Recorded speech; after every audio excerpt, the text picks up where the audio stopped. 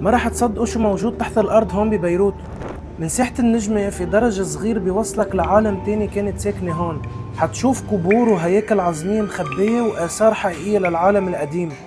سعر الدخول حوالي $3 والمكان معمول كمسار دائري، تمشي محطة ورا محطة وكل محطة بتمثل حقبة زمنية، وفي زر بتكبسه بيضوي على المشهد وبعد دقيقة بيطفي لحاله وبتكمل انت على اللي بعده. الغريب بالمكان انك ما عم تشوف حقبة وحدة، لا انت عم تمشي فوق طبقات تاريخ لمختلف العصور، وكل كم خطوة الزمن بيتغير وانت بعدك بنفس المكان. حتشوف كمان بالسقف ازاز، اذا بتطلع لفوق بتشوف الكنيسة اللي انت مباشرة تحتها. هالمشهد رح يحسسك كأنك بفيلم البحث عن الكنوز المخبية وفك الألغاز، وانت وماشي بالمسار رح تنتقل من بيروت القديمة للفترة الرومانية، وبتشوف كيف كانوا عاملين تدفئة تحت الأرض من آلاف السنين. من بعدها بتوصل لفسيفساء بيزنطية مع أرضيات فوق بعض، وفي بين المحطات مدافن حقيقية وقبور لناس عاشوا بهالمكان، وفي شغلات كتير.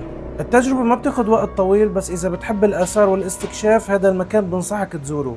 المكان موجود بساحة النجمة تحت الكنيسة وبيعطيك فرصة تشوف بيروت من تحت الأرض.